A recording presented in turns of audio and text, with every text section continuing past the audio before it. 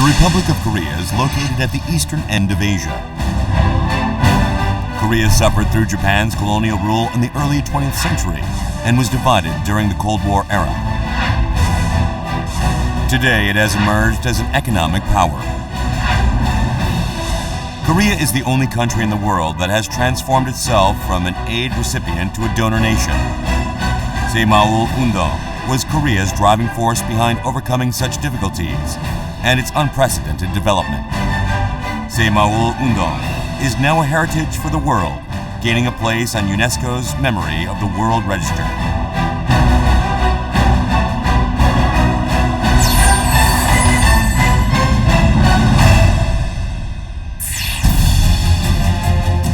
Korea was liberated from Japan's colonial rule in 1945.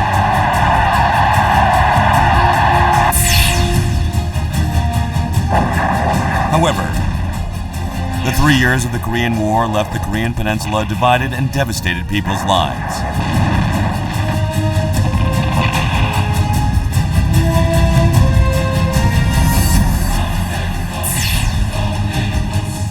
Korean society suffered through constant tension, conflicts, and political chaos in the 1960s.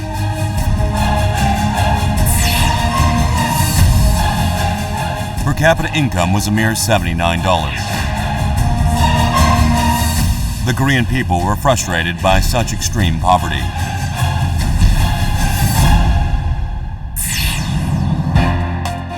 In 1962, the first 5-year economic development plan was launched. Thanks to industrialization, Korea achieved an annual average growth rate of around 10%.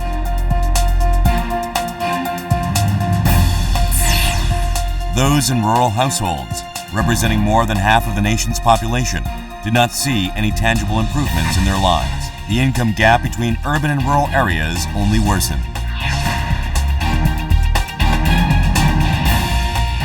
The poor conditions in rural areas were not only an inconvenience, but they also affected people's minds. Many people left rural areas due to the poor living conditions and low income levels. Against such a background, the most important task for the government was to lift people out of poverty.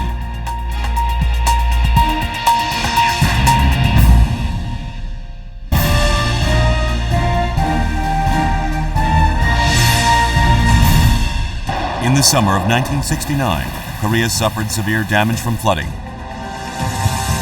President Park Chung-hee was on his way to Busan to encourage the recovery effort when a village captured his attention. The village used to suffer flood damage every year, but people worked together to improve the village environment. Such an achievement gave President Park confidence that farmers would be able to develop their villages on their own if he could inspire the spirit of diligence, self-help, and cooperation. Based on this confidence, President Park proposed the Saemaul Undong on April 22, 1970.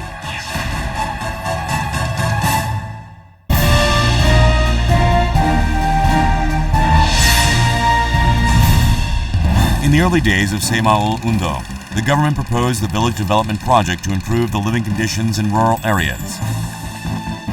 It provided every one of over 33,000 villages with 335 sacks of cement free of charge, and allowed residents to select and implement the project without government interference. The cement support not only improved the village's environments, but also inspired a self-help and cooperative spirit. The villages resolved many of their inconveniences and built community facilities. As a result of the first year Saemaul Undong project, nearly half of the rural villages showed better than expected achievements. The government designated these villages as outstanding villages and provided them with an additional 500 sacks of cement and 1 ton of steel bars. This reflected the government's principle to help those who help themselves. Thatched roofs and mud fences, the symbols of poverty disappeared. With wider roads and new bridges,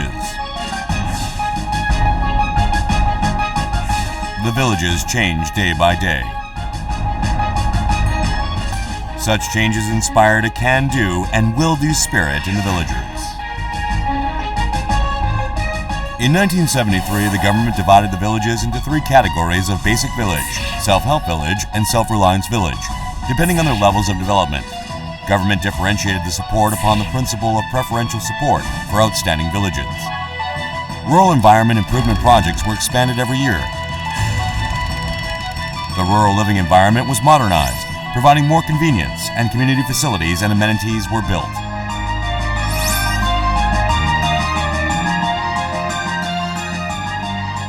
Such projects, which produced tangible results, were followed by income-increasing projects.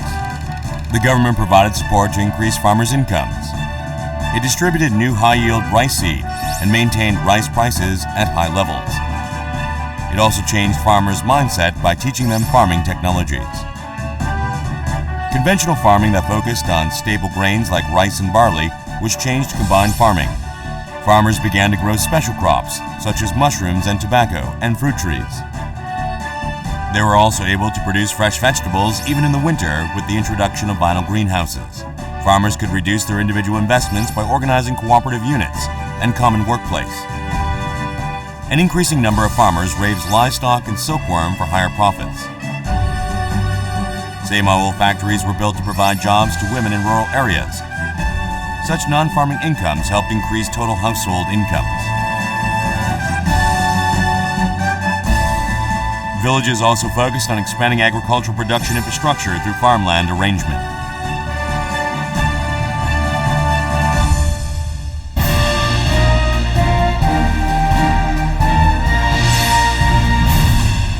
Based on its success in rural areas, Saemaul Undong was expanded from 1974 to cities, workplaces, factories, and schools from 1974. In the cities, the movement focused on making a beautiful and convenient city by rooting out corruption and promoting healthy social values. In the workplaces, workers pursued developing sound work ethics and practiced the social responsibility to achieve a harmonized community. In the factories, labor and management promoted together the movement for enhanced productivity and quality control under the slogan, "Treat employees like family, do factory work like my own." The schools focused on promoting the Saemaul spirit in local communities. Meanwhile, the Saemaul Library movement promoted lifelong education to provide new knowledge and information and helped increase incomes by distributing various books on agricultural technologies.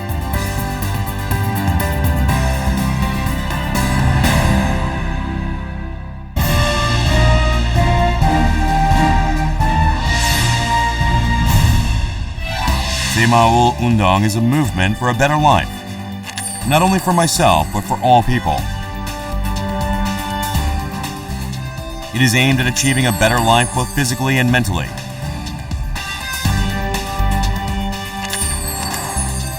Benefiting both the present and future generations and leading our society and nation in a better direction.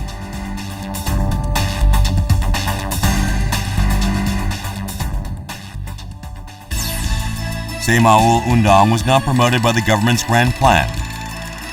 Rather, it was driven by the voluntary participation of farmers.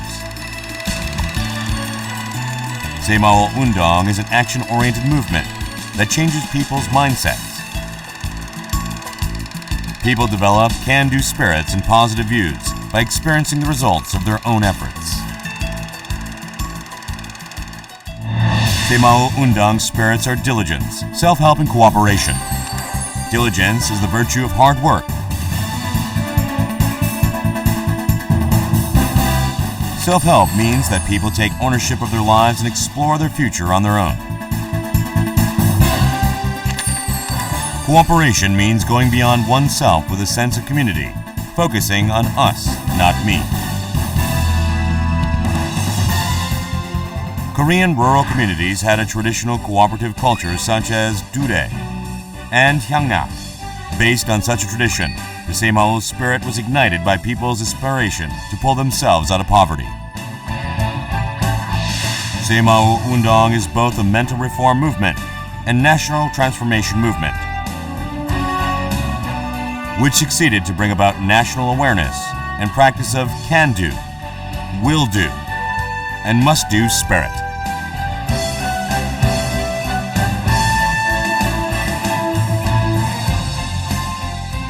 In 1971, the government evaluated the first year of the Saemaul projects and found that every successful village had a dedicated leader. As such, Saemaul education focused on changing village leaders' mindsets and attitudes to improve their capabilities. The educated leaders played a leading role in promoting Saemaul projects by encouraging local residents. Saemaul education was not only a catalyst in accelerating Saemaul Undong, but a driving force in developing and spreading the movement. The education targeted male and female leaders in rural communities at first, but soon expanded its scope to civil servants, including ministers and vice ministers, businessmen, journalists, and religious leaders. As a result, Saemaul Undong has become a pan-national movement, creating a social atmosphere where people are willing to receive Saemaul education.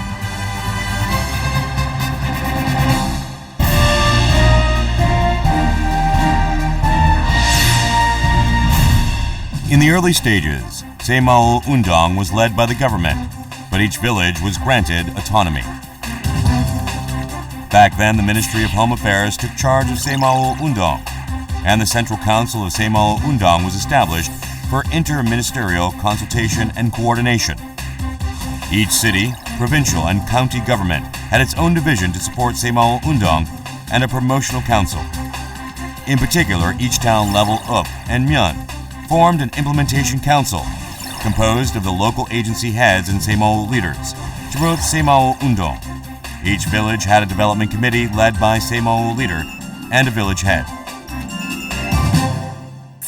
In order to be selected as a Saemaul project, it should benefit the whole community, meet local conditions, have significant long-term effects, and be feasible with the locally available financial resources, labor, and time. Saemaul projects were implemented with the villagers first making voluntary contribution of their own labor, land, and even part of financial resources. And then external support was requested to secure necessary materials, financial resources, and technologies.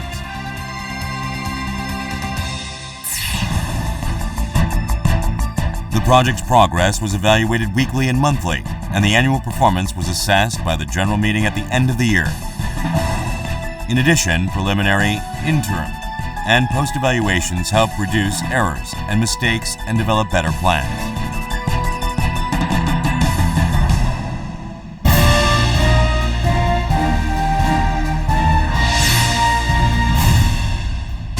First and foremost, Saemaul Undong contributed substantially to increasing the incomes of rural residents.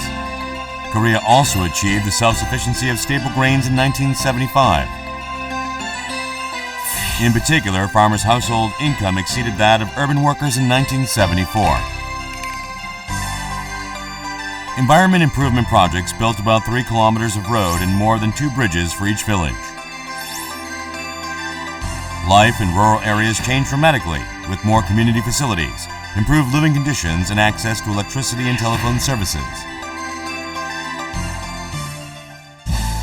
Above all, Saemaul Undong helped people overcome defeatism and fatalism, and develop more positive mentality of a can-do and will-do spirit. Women's active participation in Saemaul Undong not only brought about change and development of the villages, but enhanced women's roles and status. Saemaul Undong became more relevant to people's real lives.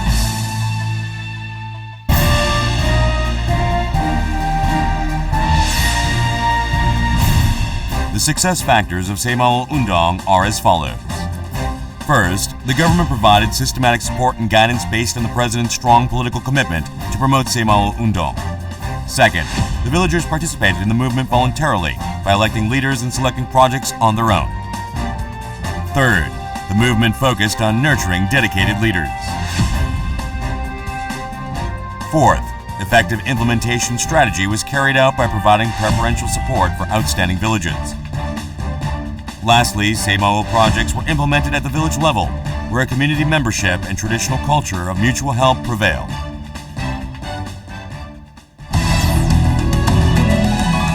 In 1960, Korea's per capita income was a mere $79. However, we have succeeded to overcome fatalistic poverty and to develop national confidence of a can-do and will-do spirit through Saemaul Undong. We have created a dynamic society by extending the experiences and lessons from rural development to all areas of the society. Now, Saemaul Undong aims to contribute to the world's prosperity in the global era. We hope that Korea's successful experience of Saemaul Undong will become a seed of hope for all people around the world.